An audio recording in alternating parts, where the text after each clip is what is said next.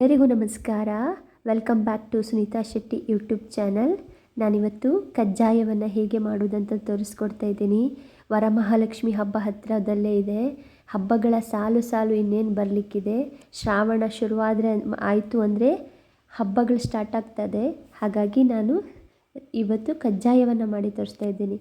ಹಬ್ಬ ಅಂದ್ರೇ ಸಿಹಿ ತಿಂಡಿಗಳ ಆಗರ. ಇವತ್ತು ಕಜ್ಜಾಯವನ್ನು ಹೇಗೆ ಮಾಡೋದಂತ ನಾವು ನೋಡೋಣ. ನಾನು 1 ಲೋಟ ಅಕ್ಕಿಯನ್ನು 2 ದಿನಗಳ ಕಾಲ ನೆನೆಸಿಟ್ಟಿದ್ದೀನಿ. ಅಂದರೆ ಇವತ್ತು ಬೆಳಗ್ಗೆ ನಾವು ನೆನೆಸಿದ್ರೆ ಇವತ್ತು ಅದನ್ನು ಪ್ರತಿ ದಿನ ತೊಳೆದು, ಅಂದರೆ ಬೆಳಗ್ಗೆ ಒಂದು ಸರಿ ಸಂಜೆ ಒಂದು ಸರಿ ಹಾಗೆ ಒಟ್ಟು 4 ಬಾರಿ ಅದನ್ನು ತೊಳೆದು ನಾವು ಈ ರೀತಿ ಬಿಳಿ ಬಟ್ಟೆಯಲ್ಲಿ ಹರಡ್ಕೋಬೇಕು. ನೀಟಾಗಿ ಬಿಳಿ ಬಟ್ಟೆಯಲ್ಲಿ ಈ ಥರ ಹರಡ್ಕೋಬೇಕು. ಅಂದರೆ ಒಂದು 15 ನಿಮಿಷಗಳ ಕಾಲ ಈ ಥರ ನಾವು ಒಣ ಹಾಕಬೇಕು. ಫ್ಯಾನ್ ಕೆಳಗಡೆ ಹಾಕಿದರೂ ಪರವಾಗಿಲ್ಲ, ಆದರೆ ಕಂಪ್ಲೀಟಾಗಿ ಇದು ಒಣಗಬಾರ್ದು. ಕೈಗೆ ಅದರ ಪಸೆ ಅನ್ನೋದೇನಿದೆ ಅಲ್ಲ, ಅಕ್ಕಿಯ ಪಸೆ ನಮ್ಮ ಕೈಗೆ ತಾಗಬೇಕು. ಈ ರೀತಿ ನಾವು ಒಂದು ಬಟ್ಟೆಯಲ್ಲಿ ಹರಡ್ಕೊಂಡು, ಬಿಸಿಲಲ್ಲಿ ಎಲ್ಲ ಒಣಸ್ಲಿಕ್ಕಿಲ್ಲ, ಏನಿಲ್ಲ, ಒಂದು ಬಟ್ಟೆಯಲ್ಲಿ ಹಾಕಿಬಿಟ್ಟು ನೀಟಾಗಿ ಅದನ್ನು ತೆಳುವಾಗಿ ಹರಡಿದರೆ ಚೆನ್ನಾಗಿ ಆಗುತ್ತೆ. ಈಗ ನೋಡಿ ನಾನು ಏನು ತೋರಿಸ್ತಾ ಇದ್ದೀನಿ ಆ ಕನ್ಸಿಸ್ಟೆನ್ಸಿಯಲ್ಲಿ ಅದು ನೀಟಾಗಿ ನಮ್ಮ ಕೈಗೆ ಅಂಟ್ಕೋಬೇಕು. ಆದರೆ ಜಾಸ್ತಿ ನೀರಿರಬಾರ್ದು, ಕೈಗೆ ನೀಟಾಗಿ ಇದನ್ನು ನಾನು ಈ ಥರ ಆದಾಗ ನಾನು ಇದನ್ನು ಮಿಕ್ಸಿಗೆ ಹಾಕಿ ರುಬ್ಕೋತೀನಿ. ರುಬ್ಬುವಾಗ 1 ಅಥವಾ 2 ಏಲಕ್ಕಿಯನ್ನು ಹಾಕಿ ರುಬ್ಬಬೇಕು. ಈ ಥರ ನುಣ್ಣಗೆ ರುಬ್ಕೋಬೇಕು. ಇದು ನೋಡಿ ನಾನು ಏನು ಮುಷ್ಟಿ ಮಾಡ್ತೀನಿ ಆವಾಗ ಅದು ನಮ್ಮ ಮುಷ್ಟಿ ಆಗಬೇಕು. ಅದು ಈ ಥರ ಹೊಡಿಲಿಕ್ಕೆ ನಮಗೆ ಸಿಗಬೇಕು.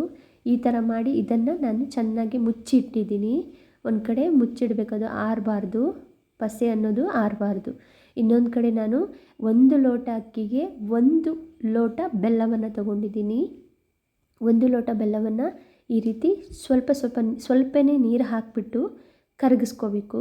ಈ ಥರ ಕರಗಬೇಕದು ಬೆಲ್ಲ ನೀಟಾಗಿ ಕರಗಿ ಒಂದು ಸಣ್ಣ ಬೌಲಲ್ಲಿ ನಾವು ಅದನ್ನು ಹಾಕಿ ನೋಡಬೇಕು. ಒಂದು ಸಣ್ಣ ಬೌಲಲ್ಲಿ ನೀರು ಇಟ್ಕೊಂಡು ಅದರಲ್ಲಿ ಹಾಕಿದಾಗ ಆ ಬೆಲ್ಲ ಅನ್ನೋದೇನಿದೆ ಅಲ್ಲ, ನಮಗೆ ಒಂಥರ ಉಂಡೆ ಥರ ಕಟ್ಲಿಕ್ಕೆ ಬರಬೇಕು. ಈ ಥರ ಬಾಲ್ ಥರ ಶೇಪಲ್ಲಿ ಅದು ಬರಬೇಕು.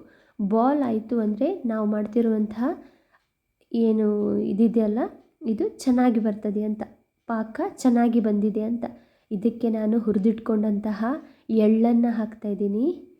ಎಳ್ಳನ್ನು ಹಾಕಿ ಆಮೇಲೆ ಏನು ಪುಡಿ ಮಾಡ್ಕೊಂಡಿದ್ದೀವಲ್ಲ ಆ ಅಕ್ಕಿ ಹಿಟ್ಟನ್ನು ಹಾಕಿ ಚೆನ್ನಾಗಿ ನಾವು ಕಲಿಸ್ತಾ ಇದ್ದೀನಿ. ಎಷ್ಟು ನೀಟಾಗಿ ಇವಾಗ ಉರಿಯನ್ನು ಕಂಪ್ಲೀಟಾಗಿ ಕಮ್ಮಿ ಮಾಡ್ಕೋಬೇಕು. ಇನ್ನೇನು ಸ್ವಲ್ಪ ಹೊತ್ತಲ್ಲಿ, ಅಂದರೆ ಅದು ನೀಟಾಗಿ ಮಿಕ್ಸ್ ಆದಮೇಲೆ ನಾವು ಉರಿಯನ್ನು ಆಫ್ ಮಾಡಿಬಿಡಬೇಕು. ಆ ಕನ್ಸಿಸ್ಟೆನ್ಸಿಲಿ ಇರಬೇಕು. ಈ ರೀತಿ ಎಲ್ಲ ಹುಡಿಯನ್ನು ನಾವು ಏನು ಮಾಡ್ಕೊಂಡಿದ್ದೀವಿ ಅಷ್ಟು ಪುಡಿಯನ್ನು ನಾವು ಇದರಲ್ಲಿ ಹಾಕಿ ಮಿಕ್ಸ್ ಮಾಡ್ಕೋಬೇಕು. ಬೇಕಾದರೆ ಒಂದು ಚಿಟಿಕೆ ಉಪ್ಪನ್ನು ಹಾಕ್ಕೋಬೋದು, ಸ್ವಲ್ಪ ಅಷ್ಟೇ ಉಪ್ಪನ್ನು ಹಾಕ್ಕೋಬೋದು. ಈ ರೀತಿ ಚೆನ್ನಾಗಿ ಮಿಕ್ಸ್ ಮಾಡಬೇಕು. ಆ ಗಂಟು ಏನೂ ಆಗಬಾರ್ದದು, ನೀಟಾಗಿ ಮಿಕ್ಸ್ ಮಾಡಬೇಕು. ಮಿಕ್ಸ್ ಮಾಡಿದಾಗ ಈ ರೀತಿ, ಅಂದರೆ ತುಂಬ ಗಟ್ಟಿ ಆದರೆ ನಮಗೆ ತಟ್ಲಿಕ್ಕೆ ಬರಲ್ಲ ಅದು. ಅದಕ್ಕೆ ಇಷ್ಟೇ, ಇನ್ನೇನು ಸ್ವಲ್ಪ ಅದನ್ನು ಹಿಂಗೆ ನಾವು ಎತ್ತಿ ಮೇಲ್ಬಿಟ್ಟಾಗ ಅದು ನಮಗೆ ಬ್ಯಾಟರ್ ನೀಟಾಗಿ ಬರಬೇಕು ಕೆಳಗಡೆ. ಆ ರೀತಿ ಆಗುವವರೆಗೂ ಮಾತ್ರ ನಾವು ಮಾಡ್ಕೋಬೇಕು. ತುಂಬ ಗಟ್ಟಿ ಆದರೆ ಆಮೇಲೆ ಅದು ತಣಿದ ಮೇಲೆ ತುಂಬ ಗಟ್ಟಿಯಾಗಿ ಹೋಗುತ್ತೆ, ಆವಾಗ ನಮಗೆ ತಟ್ಟಲಿಕ್ಕೆ ಆಗಲ್ಲ, ತುಂಬ ಗಟ್ಟಿ ಆಗಿರುತ್ತೆ. ಅದಕ್ಕೋಸ್ಕರ ಈ ರೀತಿ ಕನ್ಸಿಸ್ಟೆನ್ಸಿಯಲ್ಲಿ ನಾವು ಮಾಡ್ಕೋಬೇಕು. ಇದೆಲ್ಲ ಮಾಡೋದು ತುಂಬ ಈಸಿ. ಹಬ್ಬದ ಸೀಸನ್ ಟೈಮಲ್ಲಿ ಈ ರೀತಿ ನಾವು ಮಾಡ್ಕೋಬೇಕು. ಈಗ ನಾನು ಅದೇನಿದೆ ಇನ್ನೊಂದು ಪಾತ್ರೆಗೆ ಹಾಕ್ಕೊಂಡು ಅದಕ್ಕೆ ನಾನು ಸ್ವಲ್ಪ ಕಾಯಿ ತುರಿಯನ್ನು ಹಾಕ್ತೆ. ಕಾಯಿ ತುರಿ ಅಂದರೆ ಒಣ ಕೊಬ್ಬರಿ ತುರಿಯನ್ನು ನಾನು ಹಾಕ್ತಿದ್ದೀನಿ. ಕೊಬ್ಬರಿ ತುರಿಯನ್ನು ಹಾಕ್ತಾಯಿದ್ದೀನಿ.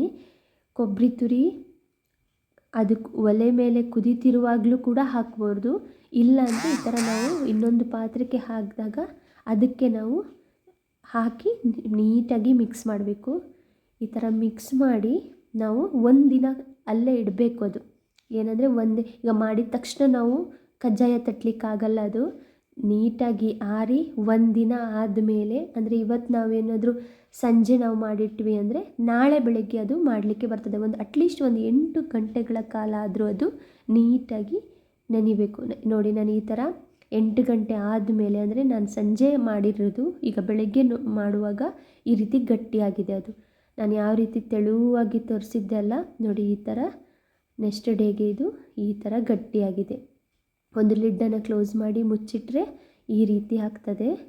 ನಾನೀಗ ಕಾಯಲಿಕ್ಕೆ ಕಜ್ಜಾಯ ಕಾಯಿಸಲಿಕ್ಕೆ ಎಣ್ಣೆಯನ್ನು ಇಟ್ಕೊಂಡಿದ್ದೀನಿ, ತೆಂಗಿನೆಣ್ಣೆಯನ್ನು ಹಾಕ್ಕೊಂಡಿದ್ದೀನಿ. ಈಗ ಚಳಿ ಇರೋದ್ರಿಂದ ತೆಂಗಿನೆಣ್ಣೆ ಎಲ್ಲ ಫುಲ್ಲು ದಪ್ಪ ದಪ್ಪ ಆಗಿರುತ್ತೆ, ಗಟ್ಟಿಯಾಗಿರುತ್ತೆ. ಅದಕ್ಕೆ ನಾನು ಒಲೆ ಮೇಲೆ ಇರುವಾಗ ನಿಮ್ಗೆ ಅನಿಸ್ತಿರ್ಬೋದು, ಅದು ಕಾಣಿಸ್ತಿರ್ಬೋದು. ನಾನೀಗ ಈ ರೀತಿ ಒಂದು ಚಪಾತಿ ತಿಕ್ಕುವಂಥ ಒಂದು ಪೇಪರ್ನಲ್ಲಿ ಹಾಕಿ ಅದನ್ನು ತಟ್ಕೊತಾ ಇದ್ದೀನಿ. ಕಜ್ಜಾಯವನ್ನು ನೀಟಾಗಿ ತಟ್ಕೊಳ್ತಾ ಇದ್ದೀನಿ. ಎಷ್ಟು ನೀಟಾಗಿ ಬರ್ತದೆ ಅಂದರೆ, ಮತ್ತು ರುಚಿ ಕೂಡ ಹಾಗೆ. ನಾವು ಕಜ್ಜಾಯಕ್ಕೇನು ಬೇರೆ ಏನು ಎಕ್ಸ್ಟ್ರಾ ಹಾಕಲ್ಲ. ಹಾಗೆ ಕಜ್ಜಾಯ ಗಟ್ಟಿ ಆದರೆ ನಾವು ಬಾಳೆಹಣ್ಣಿರುತ್ತಲ್ಲ, ಬಾಳೆಹಣ್ಣನ್ನು ಪ್ಯೂರಿ ಥರ ಮಾಡಿ ಅದಕ್ಕೆ ಮಿಕ್ಸ್ ಮಾಡ್ಬೋದು. ಒಂದೆರಡು ಬಾಳೆಹಣ್ಣನ್ನು ಪ್ಯೂರಿ ಮಾಡಿಕೊಂಡು ಆ ಕಜ್ಜಾಯದ ಹಿಟ್ಟಿಗೆ ಹಾಕಿದರೆ ನಾವು ಮಾಡಿರುವಂತಹ ಕಜ್ಜಾಯದ ಹಿಟ್ಟು ಸಾಫ್ಟ್ ಆಗ್ತದೆ. ಹಾಗೆ ಅದು ಗಟ್ಟಿಯಾಗಿದ್ದರೆ ನಾವು ಈ ರೀತಿ ಮಾಡಬೇಕು, ಸಾಫ್ಟ್ ಆಗ್ತದೆ. ಅದೇ ಏನಾದರೂ ತೆಳುವಾಯಿತು, ಕಜ್ಜಾಯದ ಹಿಟ್ಟು ತುಂಬ ತೆಳುವಾಯಿತು, ಕೈಗೆ ಅಂಟ್ಕೋತಿದೆ, ಏನಪ್ಪ ಮಾಡೋದಂದರೆ ಏನಿಲ್ಲ, ಅಕ್ಕಿ ಹಿಟ್ಟನ್ನು ಸ್ವಲ್ಪ ಒಂದು 2-3 ಸ್ಪೂನಷ್ಟು ಅಕ್ಕಿ ಹಿಟ್ಟನ್ನು ಹಾಕಿ ಅದನ್ನು ಸರಿಯಾದ ಹದಕ್ಕೆ ಮಾಡಿಕೊಂಡ್ರೆ ಏನೂ ತೊಂದರೆ ಆಗಲ್ಲ, ಕಜ್ಜಾಯ ಚೆನ್ನಾಗಿ ಬರ್ತದೆ. ಈ ರೀತಿ ಮಾಡೋದ್ರಿಂದ ಮನೆ ಮಕ್ಕಳಿಗೂ ಚೆನ್ನಾಗಿರುತ್ತೆ, ಹಾಗೆ ಪ್ರತಿಯೊಬ್ಬರು ಇಷ್ಟಪಟ್ಟು ತಿಂತಾರೆ. ಹಬ್ಬ ಅಂದ್ರೇ ಒಂಥರ ಸಿಹಿ ಅನ್ನೋದೇ ತುಂಬ್ಕೊಂಡಿರುತ್ತೆ ಮನೆಯಲ್ಲೆಲ್ಲ. 1-2 ದಿನ ಬರೀ ಸ್ವೀಟ್ ತಿಂದು ಅದೇ ಒಂಥರ ಇದಾಗ್ಬಿಟ್ಟಿರುತ್ತೆ. ಬಟ್ ಆದ್ರೂ ಹಬ್ಬಕ್ಕೆ ಸ್ವೀಟ್ ಸಿಹಿ ತಿಂಡಿಗಳನ್ನ ಮಾಡೋದು ಒಂದು ಖುಷಿ. ಹೆಣ್ಮಕ್ಳಿಗಂತೂ ಹಬ್ಬ ಬಂದರೆ ಒಂಥರ ಮನೆಯೆಲ್ಲ ಸಡಗರ ಅಂತಲೇ ಹೇಳ್ಬೋದು. ನೋಡಿ, ನಾನು ಈ ಥರ ಎಣ್ಣೆ ಕಾದಿದೆ. ಈಗ ಅದಕ್ಕೆ ನಾನು ಒಂದು ಸಣ್ಣ ಪೀಸ್ ಹಾಕಿ ಜಸ್ಟ್ ಕಾದಿದೆಯಾ ಅಂತ ನೋಡಿಕೊಂಡೆ. ಈಗ ನಾನು ತಟ್ಟಿರುವಂಥ ಕಜ್ಜಾಯವನ್ನು ಬಿಡ್ತಾಯಿದ್ದೀನಿ. ಎಲ್ಲವನ್ನು ಒಟ್ಟೊಟ್ಟಿಗೆ ಹಾಕಿ ಬಿಡಬಾರ್ದು, ಯಾಕಂದರೆ ಅಂಟ್ಕೊಬಿಡುತ್ತೆ ಅಂತ.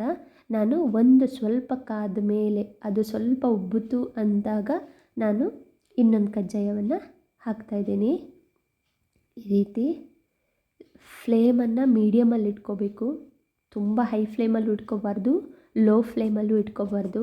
ಯಾಕಂದರೆ ಅದು ಕರ್ರಾಗಾಯಿತು ಅಂದರೆ ತಿನ್ನೋಕ್ಕೆ ಚೆನ್ನಾಗಿರಲ್ಲ. ಮೀಡಿಯಮ್ ಫ್ಲೇಮಲ್ಲಿ ಇಟ್ಕೊಂಡು ನೀಟಾಗಿ ಎರಡೂ ಕಡೆ ಬೇಯಿಸ್ಕೋಬೇಕು. ಮತ್ತು ಇದಕ್ಕೆ ಕಜ್ಜಾಯಕ್ಕೆ ಕೆಲವ್ರು ಏನು ಮಾಡ್ತಾರೆ, ಕಾಳುಮೆಣಸಿನ ಪುಡಿಯನ್ನು ಕೂಡ ಹಾಕ್ತಾರೆ ಎಳ್ಳಿನ ಜೊತೆ. ಹೀಗೆ ಬೇರೆ ಬೇರೆ ರೀತಿಯಲ್ಲಿ ಕೂಡ ಕಜ್ಜಾಯ ಮಾಡ್ಬೋದು. ನಾನು ತೋರಿಸ್ತಿರುವಂಥದ್ದು ತುಂಬ ಸಿಂಪಲ್ಲಾಗಿ, ಈಸಿಯಾಗಿ, ಆದಷ್ಟು ಬೇಗ ಮಾಡುವಂತಹ ಒಂದು ಕಜ್ಜಾಯವನ್ನು ನಾನು ತೋರಿಸ್ತಾ ಇರೋವಂಥದ್ದು. ಇಷ್ಟು ಚೆನ್ನಾಗಿ ಬಂದಿದೆ ನೋಡಿ. ನಾನೀಗ ಒಂದೊಂದನ್ನೇ ತೆಕ್ಕೋತೀನಿ. ಈಗ ಆಗಿದೆ, ಎರಡು ಸೈಡು ಚೆನ್ನಾಗಿ ಬೆಂದಿದೆ. ಈ ರೀತಿ ಕಲ್ಲರ್ಗೆ ಬಂದಿರುತ್ತೆ, ಗೊತ್ತಾಗುತ್ತೆ. ಅದು ಬಬಲ್ಸ್ ಬರೋದು ಏನು ಸ್ಟಾಪ್ ಆದಾಗ ಆ ಕಜ್ಜಾಯ ಆಗಿದೆ ಅಂತ. ಈ ರೀತಿ 2 ಸೌಟ್ಗಳನ್ನು ಇಟ್ಟು ಮಧ್ಯದಲ್ಲಿ ಅದನ್ನಿಟ್ಟು ನಾವು ಪ್ರೆಸ್ ಮಾಡಬೇಕು. ಯಾಕಂದರೆ ತುಂಬ ಆಯಿಲ್ ಇರೋದ್ರಿಂದ ನಾವು ಈ ರೀತಿ ಪ್ರೆಸ್ ಮಾಡಿ ತೆಗಿಯೋದ್ರಿಂದ ಅದರಲ್ಲಿ ಆಯಿಲ್ ಜಾಸ್ತಿ ಹೋಗಲ್ಲ. ಈ ರೀತಿ ಪ್ರೆಸ್ ಮಾಡಿ ತೆಗಿಬೇಕು. ತುಂಬ ಚೆನ್ನಾಗಿ ಬರುತ್ತೆ ಕಜ್ಜಾಯ. ನೋಡಿ, ನಾನು ಇದೇ ರೀತಿ ಹೀಗೆ ಸಾಕಷ್ಟು ಸೆಟ್ಗಳನ್ನ ಹಾಕಿ ನಾನು ಬಿಟ್ಕೊತಾ ಇದ್ದೀನಿ. ತುಂಬ ಚೆನ್ನಾಗಿ ಬರ್ತದೆ. ಎಣ್ಣೆಗೆ ಬಿಡುವಾಗ ಮಾತ್ರ ಸ್ವಲ್ಪ ನಿಧಾನವಾಗಿ ಬಿಡ್ಬೋದು. ಮತ್ತು ಏನಂದರೆ ನನ್ನ ಮಕ್ಕಳಿಗೆಲ್ಲ ಇದು ತುಂಬ ಇಷ್ಟ ಆಗುತ್ತೆ.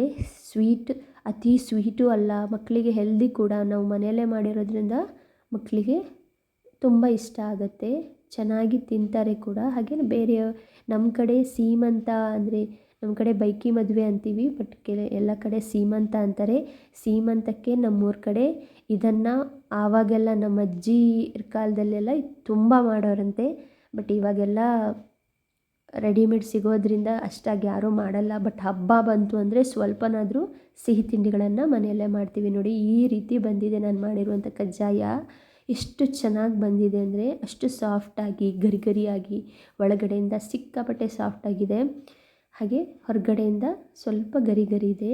ತುಂಬ ಚೆನ್ನಾಗಿ ಬಂದಿದೆ, ಬಿಸಿ ಬಿಸಿ ಇದೆ. ಇದು ಮಾಡಿರೋ ಅಷ್ಟು ಕಜ್ಜಾಯ ಮಾಡಿದ ತಕ್ಷಣ ತಿನ್ನೋಕ್ಕಾಗಲ್ಲ, ಅಷ್ಟು ಬಿಸಿ ಇರುತ್ತೆ. ಈ ರೀತಿ ನೋಡಿ ನಾನು ಮುರಿತಾ ಇದ್ದೀನಿ. ಅದು ತುಂಬ ಬಿಸಿ ಇರೋದ್ರಿಂದ ಕೈ ಸುಡ್ತಾ ಇತ್ತು. ಇಷ್ಟು ಚೆನ್ನಾಗಿ ಬಂದಿದೆ. ಒಮ್ಮೆ ಟ್ರೈ ಮಾಡಿ ನೋಡಿ. ಯಾರೆಲ್ಲ ನನ್ನ ಚಾನಲ್ನ ಸಬ್ಸ್ಕ್ರೈಬ್ ಮಾಡದೆ ನೋಡ್ತಾ ಇದ್ದೀರಾ, ದಯವಿಟ್ಟು ಸಬ್ಸ್ಕ್ರೈಬ್ ಮಾಡ್ಕೊಂಡು ನೋಡಿ. ನಾನು ಮಾಡಿರುವಂತಹ ರೆಸಿಪಿಗಳು ನಿಮಗಿಷ್ಟ ಆಗಿದ್ದರೆ ದಯವಿಟ್ಟು ಒಂದು ಲೈಕ್ಸ್ ಕೊಟ್ಟು ಹೇಗಾಗಿದೆ ನೀವು ಕೂಡ ಮನೆಯಲ್ಲಿ ಒಂದ್ಸರಿ ಟ್ರೈ ಮಾಡಿ ನೋಡಿ, ಹೇಗಾಗಿದೆ ಅಂತ ಹೇಳಿ. Thanks for watching. ಇದೇ ರೀತಿ ಸಪೋರ್ಟ್ ಮಾಡ್ತಾಯಿರಿ. Thank you.